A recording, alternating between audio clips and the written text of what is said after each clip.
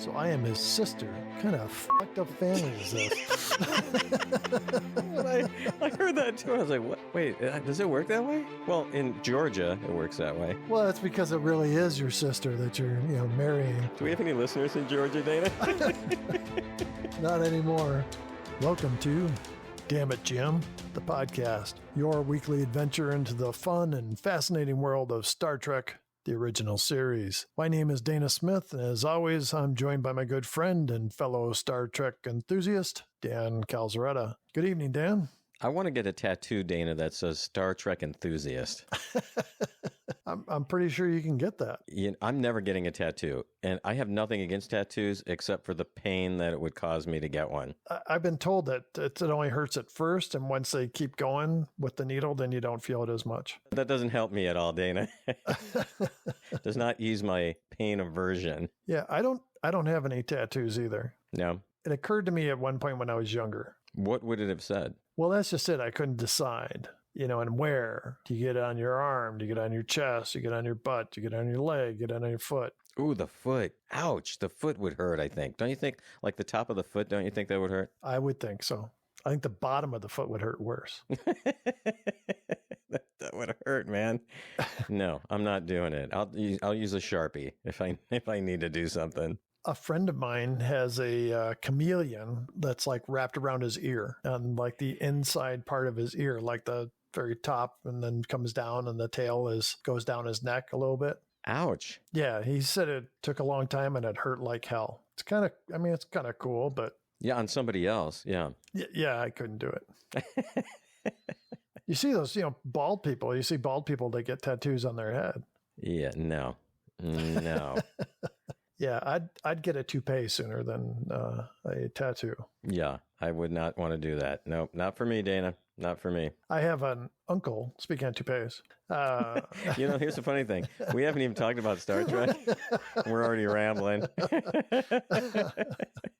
I have an uncle who, I think he started losing his hair when he was like in his early 20s. In his 70s, decided to get a toupee. Wow. And it looked good. It was a nice looking toupee and stuff. He had gotten skin cancer on top of his head. Mm-hmm. And so he had told me he had originally gotten the toupee because it hid the places where he had the skin cancer. And then it kept his top of his head out of the sun. Huh. I don't know if you said anything to him, Dana, but a hat? Probably cheaper.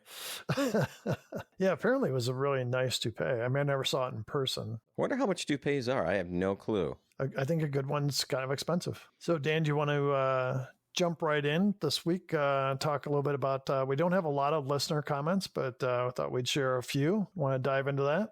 Yeah, let's do that. We received an email from Bill Ballas. Now, full disclosure, I've known Bill since 1989 when we attended Pacific University together. Apart from you, Dana, he is like maybe one of the funniest guys I know. He's also a talented musician. Obviously, he has really good taste because he listens to this podcast. Oh, and his wife, Bonnie, is also pretty amazing as well. But Bill emailed us about a hairpiece that William Shatner wore while filming Star Trek. It is up for auction, Dana. Wow. The hairpiece also comes with a certificate of authenticity, so we know it's real. It would have to be. But here's the thing. If William Shatner wore that thing, Dana, there would be DNA on it, right? You'd think. So could you harvest that and clone another William Shatner? That would be an awesome idea, Dan. Well, here's the kicker. The bid starts at $1,000. Only $1,000, Dana. That's pretty cheap for such an awesome thing. We might have that in the ramble jar, Dan. I didn't even think about that. In his email, Bill said, "Great news, guys. One of William Shatner's hair pieces is up for auction. Opening bid $1,000. Don't pass up this opportunity." So here's the deal. The auction is open for 31 days. As of this morning, I know you're going to find this hard to believe, there were no bids. Oh my God. I think we need to start a GoFundMe campaign, Dana, to raise enough money to buy this hairpiece. I'm not joking. Maybe PhotoBucket would kick in some money too. But if we set up an account, okay, just hear me out before you say no. So we set up this GoFundMe account, okay? We posted it on our Facebook page and other social media. I'm sure, Dana, I'm positive that our fans would love to see pictures of us wearing this hairpiece and in various locations. I was going to say positions, but people might get the wrong idea. Well, wait a minute. Hairpiece in various locations could mean a lot of things too. So It could. You're right. It totally could. We might have to clarify that. But we could even give offer incentives, Dana, like the highest GoFundMe donation could maybe suggest where we wear the hairpiece, or maybe that person could name it. What do you think, Dana? I'd be so thrilled to wear that hairpiece. There is one issue. It's custody of the hairpiece. We'd have to have joint custody in some way. Oh, yeah. Well, I wear it for a month. You wear it for a month. Kind of like the adult diapers thing. But, once again, I wanted to wear it first. But I don't know. I mean, I don't see any downside to this, Dana, really. I'm sure my wife will. But let's ask our listeners what they think about the idea. Yeah, I like that. So we'll put that out there. See if anybody wants to pitch in to help us get Bill Shatner's wig. Yeah, but $1,000, only $1,000, Dana. All right, Bill, thanks for sending us that email. We have high hopes here, Bill, that we're gonna get this wig. Dana, you also have some messages from some of our listeners, don't you? Yeah, our good friend Olivia wrote, "I've been listening to you guys for too long." She said, "I could predict almost every word and innuendo Dan was going to laugh at." She says, "And then I was laughing right along with you two. As always, amazing episode." Well, thanks, Olivia. That was nice. Next message comes from Craig Combs. It says, "The immunity syndrome, despite the mind-blowing special effects, marks the point when TOS enters the lost in space territory. The 11,000-mile-long sucking amoeba encased with a dark zone of space is never adequately explained beyond awkward word salad from Spock. How the shuttle survived the antimatter explosion intact is no more plausible than the Enterprise escaping without getting showered in protoplasm. Strip away the special effects and drill down the script, and you're left with TOS's first bug-eyed monster to destroy. Watch at your own risk."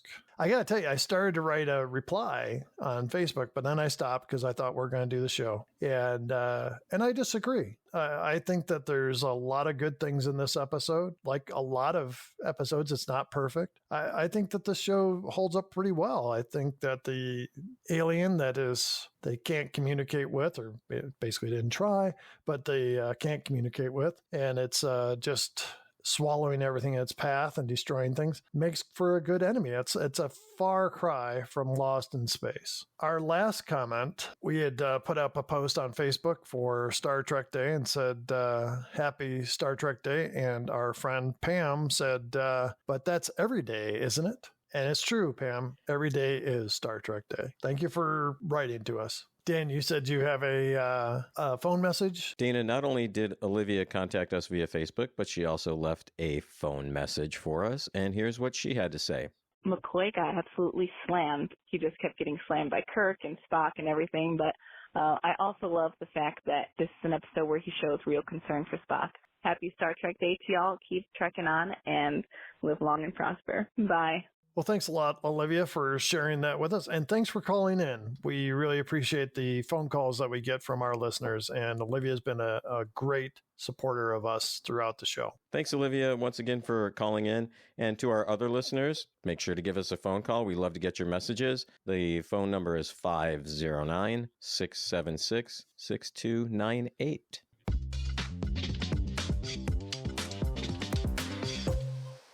Don't forget, this Damn It Jim podcast is sponsored by PhotoBucket. PhotoBucket is an American company with over 100 million registered members and hosts over 10 billion images. Think of all the Star Trek memorabilia that must be out there on PhotoBucket as we speak. PhotoBucket gives you one secure place to store your photo and video memories. It's easy to use, and there are several plans to choose from. You can choose 25 gigabytes, 250 gigabytes, or they're now offering 1 terabyte of space for the price of $5. Use the Damn It Jim promo code when you sign up and get 1 month of PhotoBucket for free. Free, Dana! That's a great way to try out PhotoBucket. So before you forget, beam yourself up to PhotoBucket today and start preserving and sharing your Star Trek memories like never before. Don't wait, because the final frontier awaits your creativity.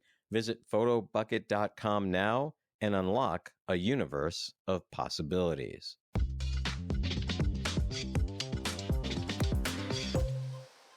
So, Season 2, Episode 19, A Private Little War. So, first thing we see is McCoy is on a planet taking samples. He contacts Kirk to see how much longer he would be. We go to Kirk and Spock points out a large animal footprint of the Mugato. Yeah, those footprints, Dana. Yeah, kind of weak. Yeah. Spock adds that it's a large ape-like creature. Kirk kind of reminisces about his first planetary survey as lieutenant on this very planet. Spock comments on the qualities of the planet, how Earth-like it is. Aren't they all?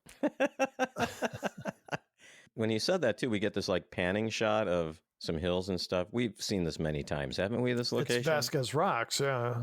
Pretty place. We should go with the wig, Dana. That's where we need to go. That's where we need to go with the wig. Yeah. Yeah. God, that would be great. So Spock continues to comment that Kirk referred to it as a Garden of Eden. And Kirk notes that the inhabitants have stayed at the same technological level for centuries and that bows and arrows are still the tools for hunting. He also explains that the people are peaceful and never fight amongst themselves. Just then we hear voices in the distance. They go and look to see where the voices are coming from, and these dark-haired guys emerge from the rocks with flintlock rifles. Spock comments, "Bows and arrows, Captain?" Then they see another group walking in. They're blonde-haired men carrying bows and arrows, and Kirk recognizes one of them as his old friend Tyree. Kirk sees they're walking into an ambush, and he pulls out his phaser. Spock reminds him of the Prime Directive and that they can't fire phasers here. So Kirk picks up a big stone and he throws it at the dark-haired guys, and it lands next to the guy when the guy fires his rifle. So the blonde-haired dudes kind of scatter for cover, and the dark-haired guys chase after Kirk and Spock. Now, Dana, they were pretty far away, right? He's got a good arm, he threw that rock pretty good. So. He did. I mean, I could see maybe, I don't know, Patrick Mahomes or somebody throwing that far. But they were far away. I mean, that was my impression anyway. Those wigs, though, on those guys. I am shaking my head, Dan. That's, Every wig in this episode was so bad. They were massive. So these dark-haired guys are chasing after Kirk and Spock ends up getting shot in the back by one of the men chasing them. I did notice there was no blood, and it was an obvious stuntman who took the fall for Spock. What did you think of that fall, though? It was good. He looked like he got shot in the back. He kind of like stopped. His legs went out from under him and he kind of fell forward. When he fell forward, the thing that I was impressed by, his arms were still pretty much down at his sides, weren't they? Yeah. Well, one was kind of behind his back. Yeah. Do you think it maybe was the same stunt guy who fell off the transporter pad in whatever episode that I don't remember that one, but that was also a good fall. I wonder if you can make a whole career on TV as literally the fall guy. Yeah, we need somebody to fall off these steps. Hey, where's that guy that fell in Star Trek? Kirk notices that Spock's phaser is missing, and he scrambles around, finds it, and he picks it up, and he is ready to shoot whoever comes over the hill. And Spock says no, and he says, I can move. And so they get up and they run, and they go to McCoy. They beam up to the ship, and there's a team waiting for them with a gurney, and they get Spock right onto the gurney in the transporter room. It's important to note Kyle is not at the transporter controls, so maybe he's not the chief transporter guy. In fact, we didn't see him at all in this episode, did we? No, he was still recovering from the sound and the fury from last week's episode. So McCoy requests a pressure packet, but it sounds like he says, "Give me a pressure gun." I didn't even notice that. Yeah, and it's funny because I rewound it like 3 times. Mm-hmm. And as I turned up the volume, and every time it was like, "Give me a pressure."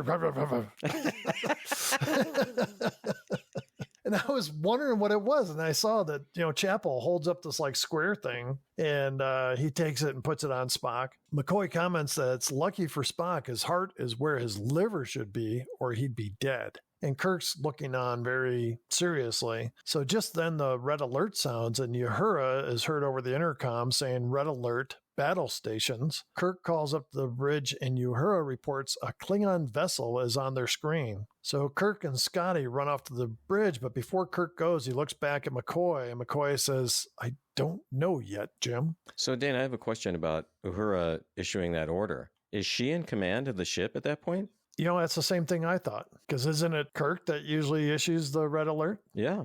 And Scotty's not up there. He's down in the transporter room. Well, it's kind of cool if that's the case, isn't it? That's how I'm taking it. Yeah.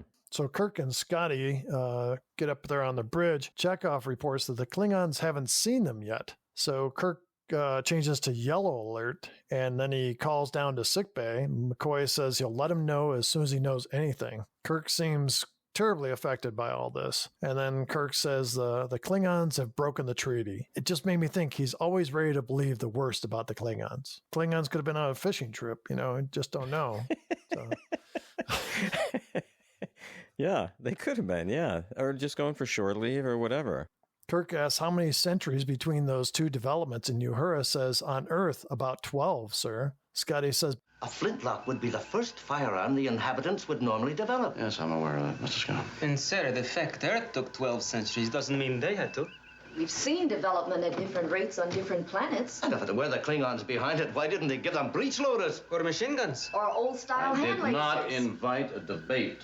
and everybody looks stunned. And he looks around his crew and realizes that he's snapped, and he apologizes and says, I'm sorry, I'm worried about Spock and concerned about what's happened, something I once knew down there. Then he looks at Scotty and says, you have the con, I'll be in sickbay. In sickbay, we see Spock on a medical table with a blanket over him. The readings above him look very low. Dr. Mabenga says, we've no replacements for the damaged organs, sir. If he's going to live, his Vulcan physiology will have to do it for him. So it's, damn, that makes it sound like they have, 3D printed organs. Yeah, it does. Absolutely. So McCoy goes over and looks at Spock, and he says he agrees with Mabenga, and then he says sterilite off. And then there was like a red light, kind of a reddish pinkish light that was shining on Spock's body, and Chapel flips a switch and that goes off. So I think that's kind of a cool concept, and they've used that before, like a sterile field that's covered by that light. Why turn it off? Is it because the surgery's done and they don't need it anymore? Or what's the reason for that? Save electricity? The bill's up this month on the Enterprise. So McCoy goes over to Kirk and he says, he'll live or die now, Jim. I don't know which. I mean, that's like, he's got a 50-50 chance, right? It's like... That's a brilliant prognosis. Well, whatever happens, he can't say I was wrong. Yeah. He's just covering his ass, man.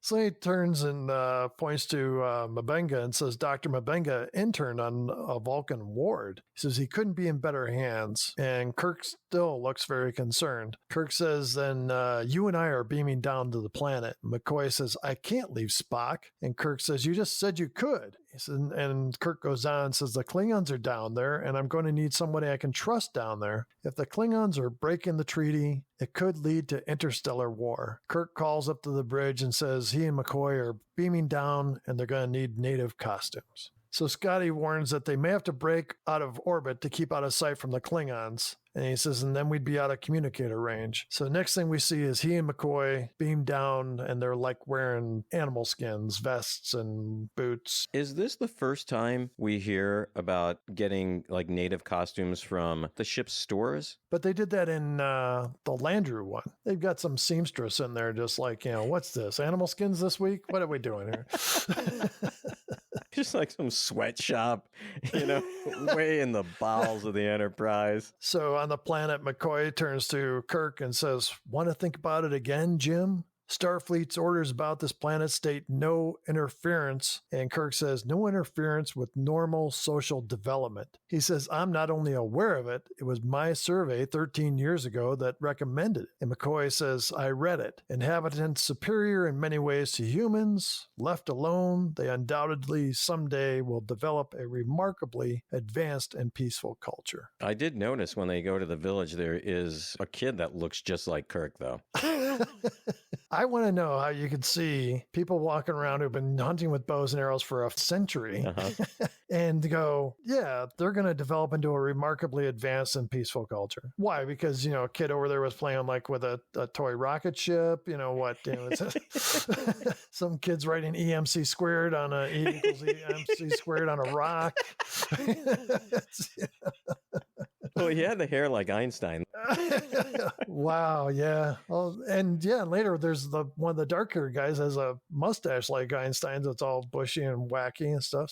So Kirk says, "Are you coming with me?" And McCoy says, "Do I have a choice?" So they start off together. Suddenly, they are attacked by a big white gorilla with horns on its head and back. This is the Mugato. Wow, Dana. Yeah, I'm right there with you, Dan. It throws McCoy aside, obviously a stuntman. Oh, this case, it was really obvious once again. Yeah. Yeah, I mean, DeForest Kelly's probably like 5'10". This guy was like 6'4". Yeah. And real skinny. So yes. Yeah. Then he attacks Kirk, which is another stuntman. McCoy gets up and sees this Mugato has Kirk pinned to the ground and it's biting Kirk's chest. And it's kind of funny because it's just like the sound effects were so bad. Yeah. And so then McCoy throws a rock to distract it. And even though the rock like comes close, the Mugato doesn't look up for like, I don't know, 10 seconds, still keep chomping away on Kirk. And then it finally stands up and faces McCoy, and McCoy fires his phaser and disintegrates it. Now, Dana, I have something to say about this whole rock throwing. There have been 2 rock throwing incidents already in this episode that I'm like, come on. So you're right. He picks up that rock, he throws it. But if you watch that scene again, and I encourage all our listeners to do this, he throws the rock, it lands like 2 feet in front of him. And then they cut the scene, and then it hits the Mugato. I guess it could have bounced. I suppose that there's a possibility. Maybe gravity's a little bit different on this planet, even though it's Earth-like. Yeah, so. God, that costume, though, Dana, was so bad. I do remember as a kid that thing scared me. As an adult, not so much, but... But we see Kirk is shaken. I mean, he's literally like shaking. He looks very ill. McCoy tries to contact the Enterprise, but can't. He realizes they've probably pulled away. Kirk is shaking, and McCoy tells him there's no antitoxin for this poison. Kirk says, Tyree, and that's the man he recognized before. Some of his men have a cure. And then we see some of the Hill people standing by. And my question is, how long were they there? Yeah. So we've got 2 different tribes in essence here, right? Dan, the Hill people, and they've got the dark hair. The Hill people have the blonde hair. So, the Hill people are Tyrese people? Yeah. And what are the other ones called? I can't remember what they're called. The village people. The village people. No, were they really? Yeah. Well, they said the people from the village. One of them was dressed like a construction worker. You got the there guy's like an American Indian. Right. Yeah. What else did they have? They had a cowboy. Yeah. Did they have a cop? I think they had a cop. Yeah. That would be great. They broke into YMCA in the middle of it. Yeah. So Wow. McCoy goes to these guys that are standing there watching them. He tries to talk to them. One guy just stares at Kirk as McCoy explains what happened. McCoy says he's James Kirk, a friend of Tyree's, and the man just continues to stare, and we see Kirk is just like shaking. So the next thing we see is Kirk is being carried into the Hill people's camp, and we get a medical log from McCoy. So I've learned the hunter Tyree is now their leader. He is expected to return shortly with his wife, who they say knows how to cure this poison. So they take Kirk into this cave, and McCoy wraps a fur around him. And then it's great because McCoy goes, "You and your Garden of Eden." So next thing we see is a blonde dude, and this is Tyree. And he's with a dark-haired woman, Nona. She says they must obtain the fire sticks so you could be killing them. And Tyree says, we will eventually return to a time of peace. And Nona says, in time? Says, they kill your people. And she says, I am a Kanutu woman. In all this land, how many are there? Men seek us because through us they become great leaders. And Tyree says, I took you because you cast a spell upon me. So she pulls out a leaf from a bag and says, I have many spells to cast. And she rubs the leaf on his arm. And he's suddenly aroused and starts kissing her. Mm-hmm. Like going full in, Dana. Yeah, and he's like kissing her neck. And he's talking about the night of madness. Oh. Which I can only think just means like wild monkey sex. I mean, I don't know. It's wild Mugato sex, yeah. So, yeah, and then Tyree says, it brought out the beast from my soul. Or his pants. That's, it's a different planet. That's what they refer to their pants as, my soul, yeah. She says, only one lovely beast, Tyree, my huge, angry man. That was the real line. Yeah. Oh my God. This other guy walks up. His name's Yutan. And he tells Nona about Kirk having been bitten by the Mugato. Meanwhile, in the background, Tyree is sniffing the leaf that she gave him. And he's like he's stoned. Oh, yeah. And Nona says, strangers. And she gets like all excited. Mm-hmm. And she leaves, and Tyree is still standing there sniffing the leaf like a cat with catnip. That's exactly what he was like. Yeah. Oh, it's hilarious. So back in the cave, we see Kirk with the animal skin over him. McCoy uses his phaser to heat up a couple of rocks. Huh. We never thought of that as a use for a phaser, Dana. When I was in Boy Scouts, we were taught that you can build a rock enclosure around a fire, Mm-hmm. but you have to be careful because some rocks actually have like water in them. Oh, yeah. And they'll explode. Mm-hmm. How's McCoy know those rocks that he's pointing the phaser at and heating up aren't, some kind of rare mineral that's going to give off a gas or something or explode? Or Well, did you notice too when he was going to heat him up, he looked at the phaser and then he spun the dial a little bit? yeah, There must be a setting, like you were pointing out, was it during our review show, that there was actually a setting on there that said, heat rocks. Yeah, you got to skip past the warm up coffee. because it's probably above warm-up coffee, but below stun. Do you think it's below stun? I think it's between like stunned and chalk outline of a body. I think you're probably right. So you're talking about the rocks exploding? One of my brothers once was telling me that he was camping with some people and someone put the entire can unopened Yeah. of pork and beans in a fire. No one should ever do that. None of our listeners should do that. Yeah. Friend of mine that I camped with used to want to play Where's Waldo? God, I don't even want to know what that game is, Dana.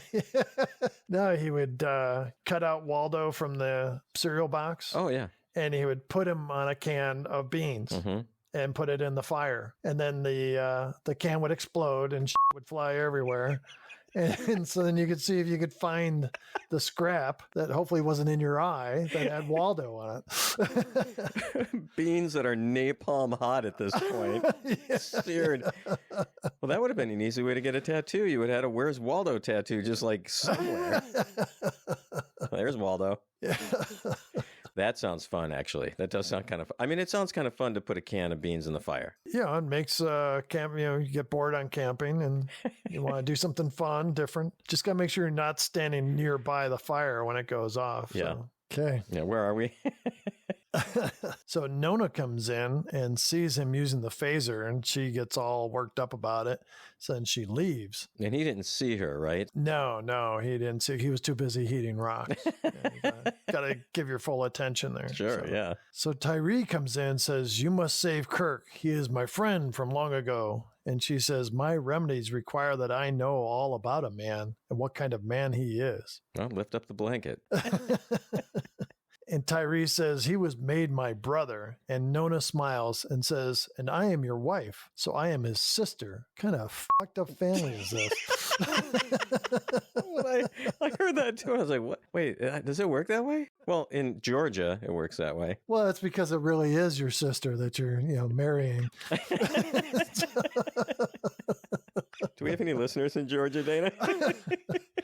Not anymore. Oh, man, they're coming after us. Dun-dun-dun-dun-dun. Squeal like a Mugato, boy.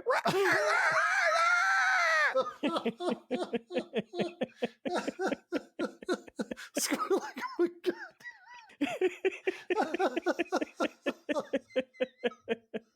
Wow. Back on the Enterprise, we see Spock in sickbay. Chapel is holding his hand. She looks quite concerned. Mabenga shows up and she lets go of Spock's hand. Mabenga tells her not to worry about the low readings. He's seen it before. It's the way Vulcans concentrate their strength. Chapel says, you mean he's conscious? And Mabenga says, in a sense. And he says, he probably knows you were holding his hand. And he smiles at her and he leaves. Dana, but it's been established that Chapel is very interested in Spock. I mean, early on in season 1. Definitely. I mean, and it seems like Spock cares about her as well. Right. Maybe not as much as she cares about him. We go back to the cave.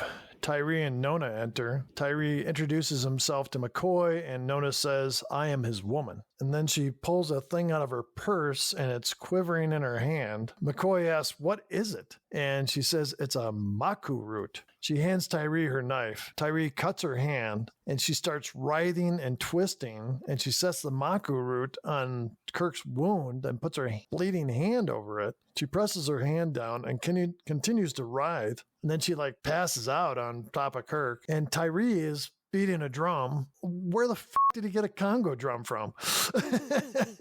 I know this was by Desilu. Did, Ricky stop by with his drums? Did you notice too that as he was beating the drum faster and faster, McCoy is kind of shaking his head and kind of getting into the rhythm a little bit? Yeah. Kirk looks at McCoy and says, "Bones, I had the strangest dream." And he says he's very tired. And then this whole scene, Dana, I just got to say, was really hard for me to get through without laughing. Yeah. I was positive, Dana, that when we read about the actress who played Nona, that we were going to see she had another career after Star Trek like some of the other female actresses did. So Kirk falls asleep. McCoy removes the root and sees there is no wound. He looks at Nona's hand and there is no scar. And Nona looks up at McCoy and says, "Our blood has passed through the maku root together. Our souls have been together. He is mine now." McCoy stops and says, "He is hers?" And Tyree explains, "When a man and woman are joined in this manner, he can refuse her no wish, but it is only a legend."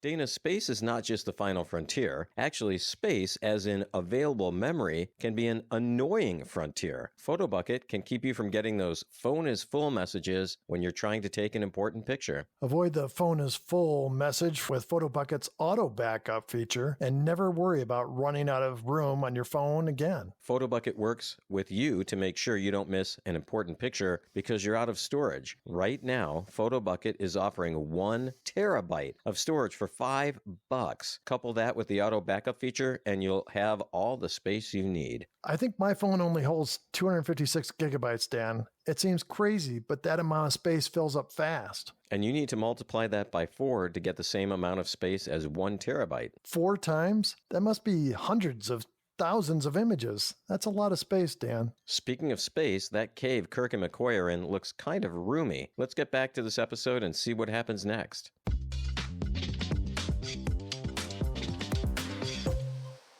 So we come back to the cave and we see McCoy is sleeping. He wakes up and looks around for Kirk but cannot find him. He goes to the room where Tyree took Nona and Kirk is there. Next to Nona, he's sitting on the edge of her bed. He's just kind of staring, isn't he? Yeah. Tyree sits up and Kirk and Tyree recognize each other. And Tyree says, "James, my old friend." And Tyree says, "This is my wife, Nona." "Congratulations, Tyree. We must talk now. The villagers with their new weapons. I want to hear all about it. We must make plans." And Nona says, "Good. It is time to plan." And Tyree says, "Much has happened since you left, James. Come, we'll speak of it." And the men leave, but he stops Nona from following. He says, "We will speak of it." On the Enterprise, Spock's readings show fluctuation. Mabenga leans in to Spock and says, "I am Dr. Mabenga. Someone will be here with you always." He turns to Chapel. As soon as he shows any signs of consciousness, call me immediately. After you've called me, if he speaks, do whatever he says. Do whatever he says? Well, yes. Well, that's clear enough, isn't it? So back in the cave, Tyree is explaining that the flintlocks appeared nearly a year ago. Kirk asks if Tyree can take them to the village at night, and Tyree warns him that that's when the Mugato comes out at night. And he looks at McCoy, says, "You've killed one. Its mate won't be far." And Kirk shows his phaser and says, "You've seen how these work?" And Nona comes in and says she's seen how they work. "You have many ways to make Tyree a man of great importance." Then Kirk explains, We once were as you are. Spears, arrows. There came a time when our weapons grew faster than our wisdom, and we almost destroyed ourselves. We learned from this to make a rule during all our travels, never to cause the same to happen to other worlds. And Nona gets mad and says, "So you'll let your friend die? You will not let your friend kill his enemies?" And Tyree says, "No, I will not kill." Nona says, "We must fight or die. Is dying better? You would let him die when you have the weapons to save him? Then he has the wrong friends, and I have the wrong husband." And she leaves. Ooh, man, that was harsh. Tyree looks at Kirk and says, she does not understand. I have faith in our friendship, James. He says, come, before we lose the darkness. So next thing we see is Tyree, Kirk, and McCoy on the edge of a village. So they move forward and Kirk sees a guard. He runs up and grabs the guard from behind and chokes him and then drops him to the ground. And Tyree picks up the guard's gun. But Tyree has never used a gun before. No, he's just like holding it. So the next thing we see is a Klingon sitting in a room. And this guy enters with this dark black wig. And he looks a little bit like Sonny Bono. And you know what? Now that I think of it, Nona looks a little bit like Cher. Yeah, a little. Long black hair. Tight go-go pants. Yeah. Yeah. Wow, Dana, you're onto something there with the Sonny Bono thing. So, but I mean, it's like the guy's got like this bad mustache. He looks like a hippie. The Klingon says, you are late, Apella. And Apella says, there was a quarrel with my people. The division of some skins and a hill woman taken this morning. The Klingon, whose name is Krell, says, give her to the man who has killed the most of her people. The others will see the profit in bravery. And then he says, I'll make a Klingon out of you yet. So Krell hands Apella a flintlock and says, your next improvement. Then he says, when I return, we will give you other improvements. So outside we see Kirk and McCoy. McCoy holds up a couple of rocks and he says, coal for the forge, sulfur for gunpowder. Oh, hold on, Dana. These two things are just laying outside? Yeah, one was like in a barrel and the other one was like in a pile. Oh, okay. I missed that part. Yeah, I was going to say, did you watch the show? I read the Cliff Notes. God, do you remember Cliff Notes? Yeah. I always felt like dirty when I go into the bookstore to get Cliff Notes, though, you know? It's like asking for the penthouse behind the counter. Exactly. Do you have the Cliff Notes for Whom the Bell Tolls? So inside the building, they find the forge. Kirk finds a chrome steel drill bit. He says, Exhibit 1. And McCoy says the pig iron is almost carbon free. And McCoy apparently knows a lot about iron, but not a lot about Vulcan anatomy. Even though he's been serving with a Vulcan on the ship for a couple of years now. Right, exactly. I don't know much about this, but I know about pig iron. Anyone want to know?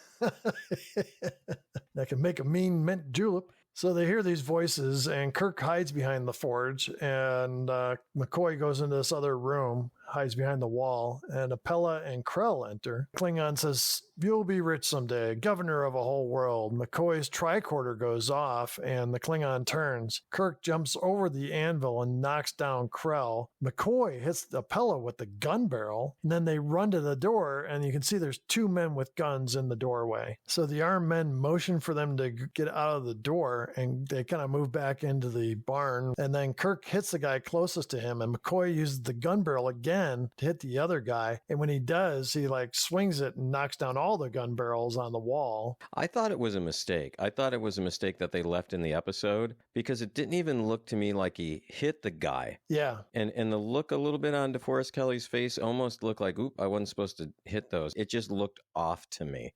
Yeah, the guy just dropped. You're right. You're exactly right. Having knocked those guys out, they both run out. They find Tyree, and he's still holding the flintlock. Yeah, where's he been this whole time? He's just been sitting there, out in the open. They take off running, and the guys from the barn come out shooting at them. Back on the Enterprise, we see Spock wake up. His breathing is pretty harsh, and he calls for the nurse. Chapel runs to him, and he says, hit me. Sorry, Dana. And she's like, I can't do that. And says the pain will help me regain consciousness. And Chapel kind of gives him a little tap. And then he says, hit me harder. And Chapel finally gives him a slap. Then she just starts slapping him repeatedly. This is for throwing that soup about a year ago, you son of a bitch. I've been meaning to take this out on you. So then Scotty is passing by and he sees her and he pulls her away and goes, what are you doing, woman? And then Mabenga comes in and he runs over to Spock and he helps Spock sit up. And then he just starts slapping the shit out of him. He hits him 5 or 6 times and finally Spock catches his hand and he says, that will be quite enough. And then Spock explains to Scotty and Chapel that she was doing what he asked. So Scotty asked Chapel, hey, can you do that to me? We'll play Slap the Haggis. I do have one thing to say. I know sometimes, Dana, I notice these stupid things, but when Spock is in sickbay laying in the bed, and she slaps him a couple times, we get a real close up on his face, right? Yeah. His left nostril looks huge, like abnormally huge. I don't know. It might have just been a trick of the light, but as she's slapping him, it looked like someone had taken, I don't know, something huge and jammed it up his nostril, and it just stayed big. Wow. So back on the planet, Kirk is trying to teach the hill people how to use the flintlock they've got. There's 2 targets set up on a rock, and Tyree hits one of the targets. McCoy walks up, and you can see he's kind of mad, and he says, I need to talk to you. And so he and Kirk go into a cave. McCoy says, it's not bad enough there's already one serpent in Eden teaching one side about gunpowder. You're going to make sure they all know about it. Exactly. Each side receives the same knowledge and the same type of firearm.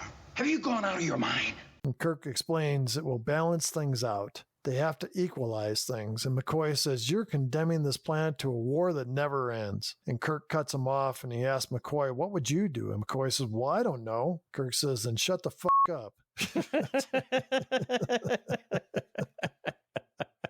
It would have been just great if he said that. And then slapped him. Mbinga taught me this little move. Here it is. So Kirk says they have to be equal. There has to be a balance of power. Bones. Do you remember the 20th century brush wars on the Asian continent? 2 giant powers involved, much like the Klingons and ourselves. Neither side felt that they could pull out. Yes, I remember. It went on bloody year after bloody year.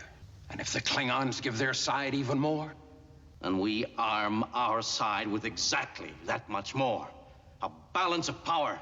The trickiest, most difficult, dirtiest game of them all, but the only one that preserves both sides. So on the Enterprise, we see Spock on the bridge, and he takes the command chair. Chekhov reports the Klingons haven't seen them yet, but it looks like the Klingons are beaming someone aboard. Spock tells them to signal Captain Kirk. Won't the Klingons know then that they're there? That's what I was thinking. So on the planet, Kirk is walking, and he sees Nona. Apparently she just took a bath or a shower as she's putting on her fur. Yeah, there's like a little waterfall, right? And she had pants on, though. So how does that work? Those pants, I don't know if she could have gotten them off if she wanted to. They were so tight. That's really true, yeah. So Kirk walks up to her, and she holds the plant up to Kirk that she had used on Tyree before. And she said, can you smell this fragrance?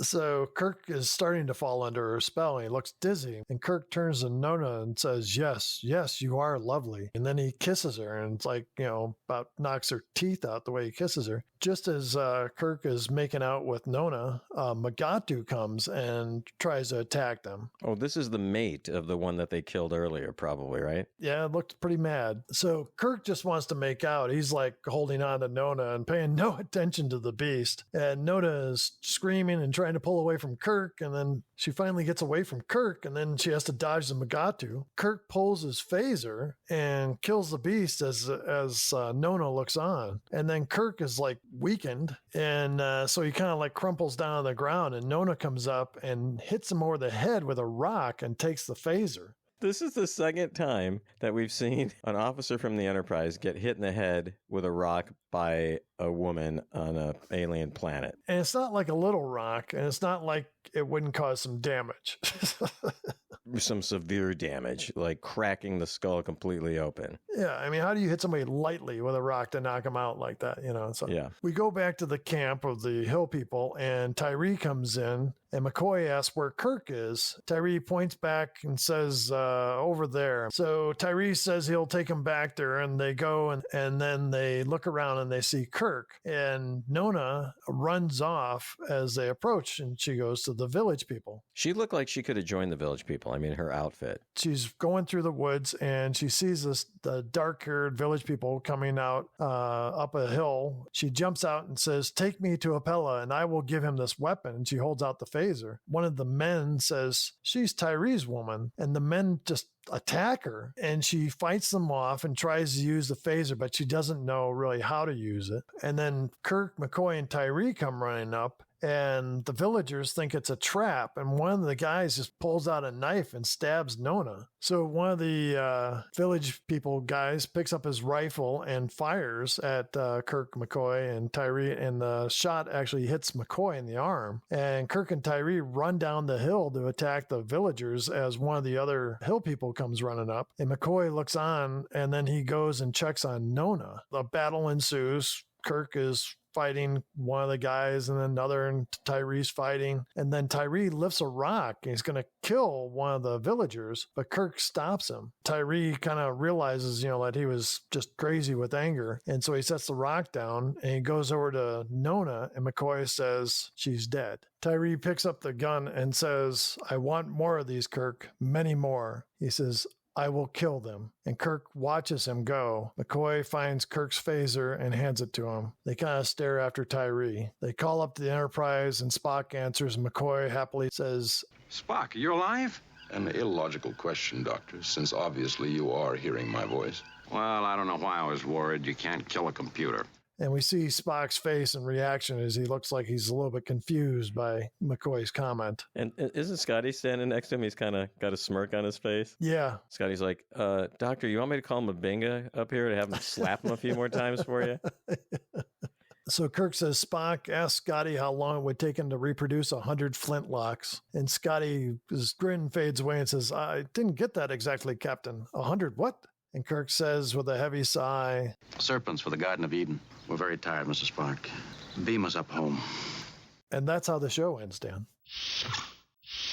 So Dana, why don't you tell us a little bit about the woman who played Nona? Dan, that was Nancy Kovac. She's actually still alive today. She was in many TV shows, like a lot of others at the time. She was in Batman. She was in The Man from U.N.C.L.E., I Dream of Jeannie. She was in Voyage to the Bottom of the Sea. And she was even nominated for an Emmy for a performance in the TV show Mannix. She made several movies, including Jason and the Argonauts. She was also in Diary of a Madman. And believe it or not, Dan, she was in an Elvis movie as well. Wow. And her last feature film was, I think it was 1968, was a film called Marooned, about a spaceship that's marooned in space. Well, I remember that movie. No other types of films. She wasn't in any other types of films. That's all that's listed. She actually left Hollywood and married a conductor. They lived happily ever after. I think they're both still alive. Yeah, I think I read they live in Germany. Yeah, that's right. Okay, did you have anything else you wanted to add, Dan? Dana, I'd like to talk about the original writer of this episode. His name was Don Ingalls. He wrote the first script. Roddenberry didn't like it, so he rewrote it, and he did such an extensive rewrite of the show that Don Ingalls was upset by it. This seems to be kind of a theme with some of the writers in Star Trek. So he insisted that a pseudonym be used in the credits, and he used the pseudonym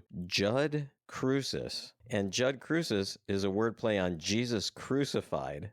My God, these egos that these people have, Dana. Why would Roddenberry even allow that pseudonym to be used, Dana? I mean, it was obviously a slam against him, right? Yeah, I would think.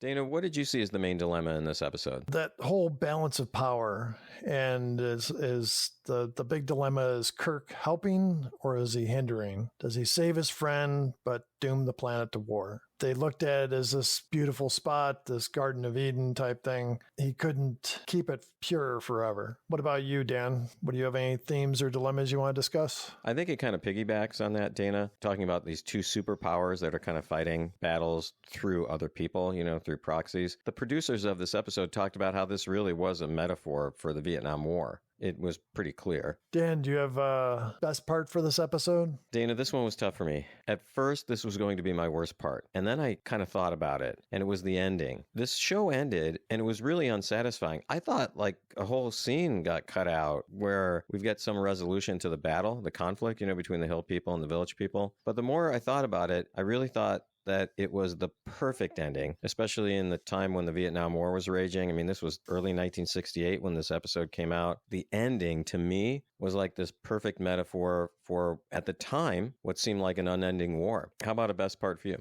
The overall dilemma that Kirk faces with helping his friend gain the weapons he needs to fight back against a better armed foe. You could see Kirk struggle with it. He didn't want to do that. Again, as I said in my themes and dilemmas, this is a place that Kirk thought of was, perfect. That struggle was very obvious and really a great part of the show. Do you got another best part for us? Dr. Mabinga slapping the crap out of Spock. I just thought that was great. How about another best part for you, Dana? Spock sickbay recovery, the fact that we learn more about the Vulcans, this whole kind of being able to focus on your wound and, repairing the organ from inside. Pretty neat concept, and expands the idea of how alien a Vulcan really is. So Dan, how about a worst part for you? The fight between Nona and the Hill people, just not good, Dana. How about a worst part for you? The really bad wigs.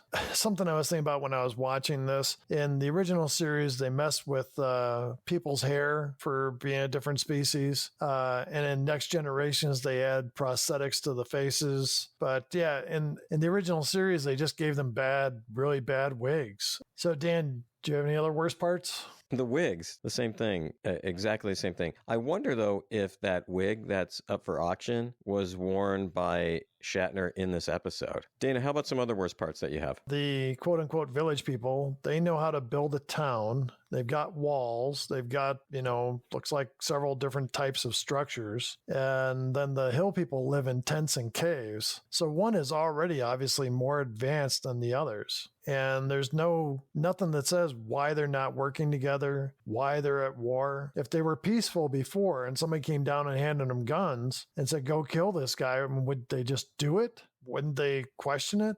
Was that the only other worst part, Dana? It seems like you're chomping at the bit to get something off your chest. I realized that they were trying to make a point with this episode, but Kirk could have tried to get the two factions together. He could have taught them about negotiations, could have, talked to Tyree about working towards a peaceful resolution, the concept of détente, any of these things. But he just kind of shrugs his shoulders and goes, well, let's get them in flintlock so there's a balance of power. Instead of, we need to be here and help them and help these people get along like they used to before the Klingon interference. And what are the Klingons gaining out of this? Yeah, what are they gaining out of this, Dana? That is a great question. It's not like there's dilithium on the planet. Dan, I've gone on and on. Do you have any other worst parts that you want to get in? I would say the writing and the dialogue for Nona was pretty bad. Some of it didn't make any sense. Some of it was just like one of our Facebook commenters said, word salad. It just was gobbledygook.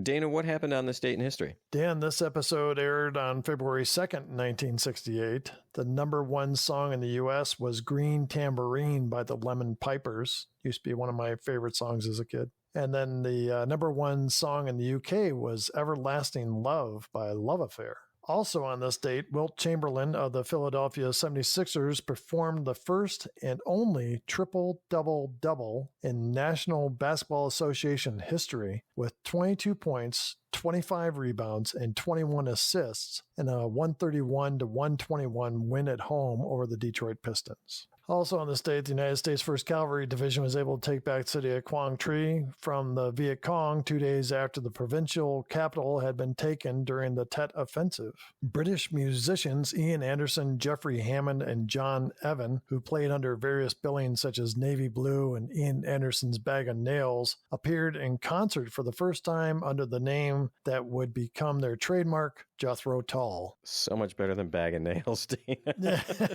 Stupid name. I love their music. Their talent agent, Dave Robson, had suggested that they borrow the name of the 18th century agriculturist and inventor, the Viscount Jethro Tull, who had invented the horse-drawn seed drill that had revolutionized agriculture. Just to round things out here, on February 1st, I thought this was very interesting. Minimum wage in the United States was raised from $1.40 an hour to $1.60 an hour. Also, last but not least, Lisa Marie Presley was born on February 1st, 1968. Well, it's sad that she passed away so young, Yeah. Or faked her death like her father. God, is that disrespectful? Is there anything on here that we say that is respectful?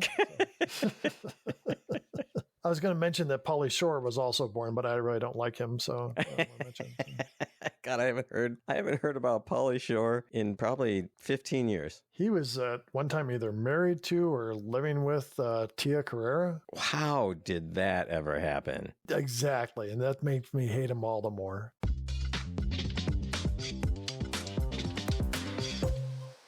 Before we get to the counts, Dan, we want to once again thank our sponsor, PhotoBucket.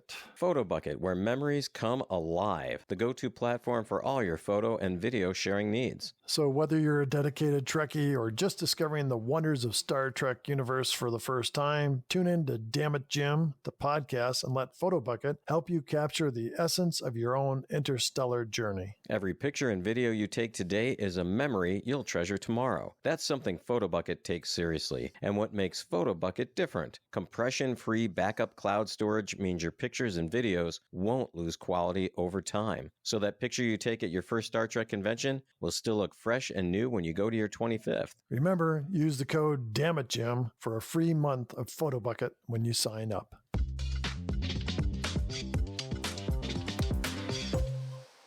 Okay, on to the counts, Dan. How many dead crewmen did we have this week, Dana? Not one. That leaves us still stuck at 44, Dan. We've been stuck there for a while, haven't we? Yeah, a few episodes. Yeah. How about the shirtless Kirk rip shirt Kirk count? We did see his chest when she was doing the root thing on him. Do you want to count that? Yeah, I counted it. Our tally now is at 16, Dan. All right. How about the he's dead count, Dana? Bones did say she's dead, and it wasn't about one of the crewmen, but he did say it. Yeah, I think it works. And that takes us up to 13, Dan. I'm a doctor, not a fill in the blank. No, that he didn't say it at all this week. So we're stuck at 8, Dan. All right, the supreme being count. Yeah, there was no supreme beings within 100 miles of this episode, so... Not even the writers. So especially some of that dialogue.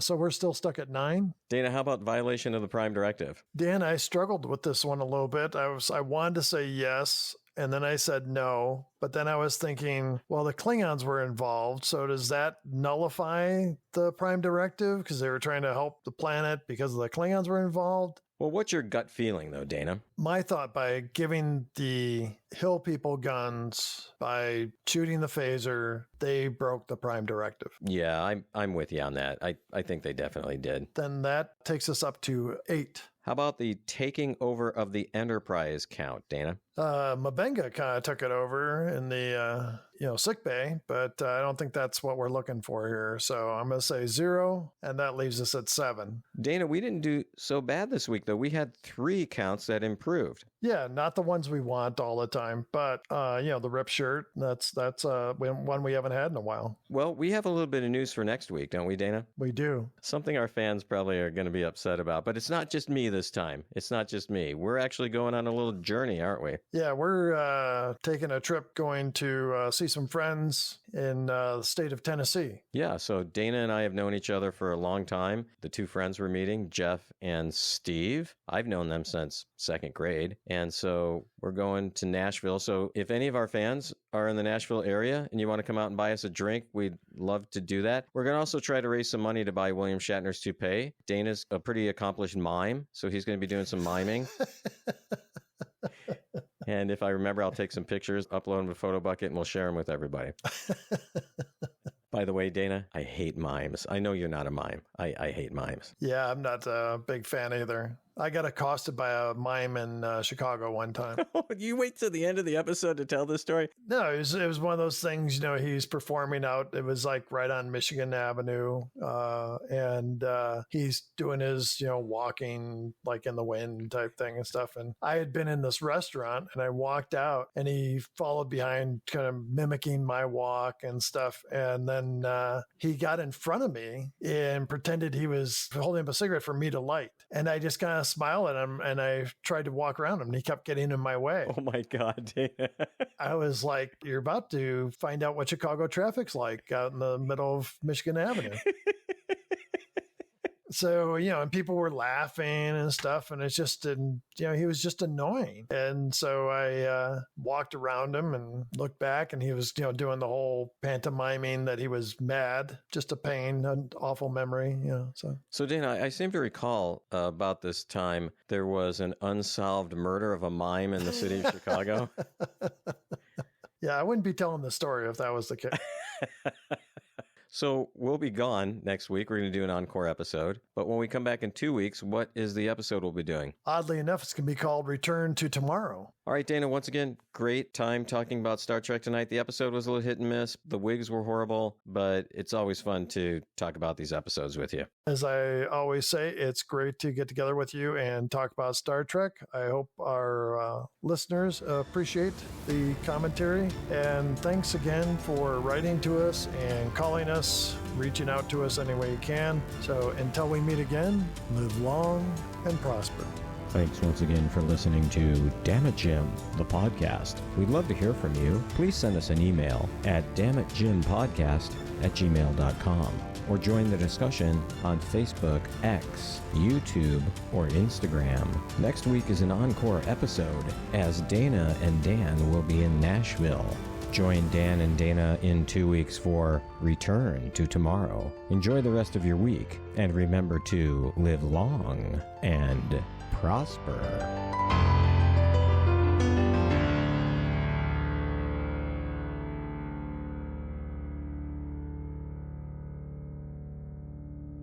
This has been a Ramble Jar production.